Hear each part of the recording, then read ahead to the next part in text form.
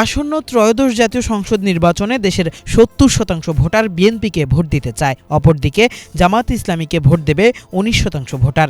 এই দুই দলের বাইরে নতুন রাজনৈতিক দল এনসিপিকে 2.6%, গত সংসদের প্রধান বিরোধী দল জাতীয় পার্টিকে 1.4% ভোটার এবং স্বতন্ত্র প্রার্থীদের মাত্র 0.1% ভোটার ভোট দেবে।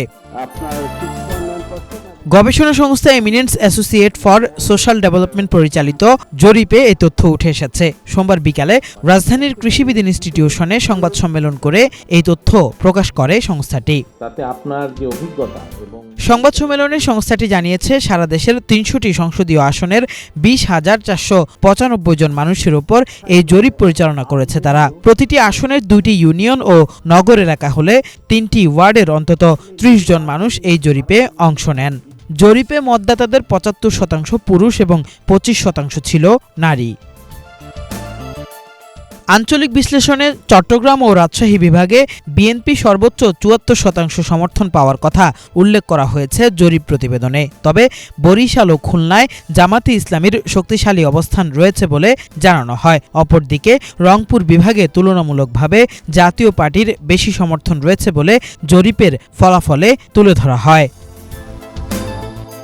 জরিপে লিঙ্গভিত্তিক বিশ্লেষণে বলা হয়, নারী ভোটারদের মধ্যে বিএনপির জনপ্রিয়তা তুলনামূলকভাবে বেশি। এতে মত দেওয়া 5,111 জন নারীর 71%ই বিএনপির পক্ষে নিজেদের সমর্থন প্রকাশ করেছেন। নতুন ভোটারদের মধ্যে 70.4% নারী বিএনপিকে এবং 15.8% জামাতকে ভোট দেবে। নতুন পুরুষ ভোটারদের মধ্যে 69.1% বিএনপিকে এবং 16.7% জামাতকে ভোট দেবে। একই সঙ্গে আওয়ামী লীগের সাবেক ভোটারদের 60% বিএনপিকে এবং 25% জামাতকে ভোট দেবে বলে তথ্য উঠে এসেছে এই জরিপে।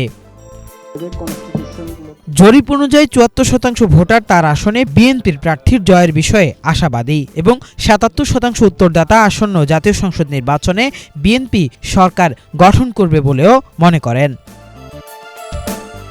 তবে জরিপটি শরীফ ওসমান হাদী হত্যা, তারেক রহমানের দেশে ফেরা এবং বিএনপি চেয়ারপারসন বেগম খালেদা জিয়ার মৃত্যুর আবেগঘন সময়ে করা হয়েছে। তবে তাই অনেক উত্তরদাতা আবেগের বশবর্তী হয়ে মত দিয়ে থাকতে পারেন বলেও জরিপে উল্লেখ করেছেন বিশ্লেষকরা।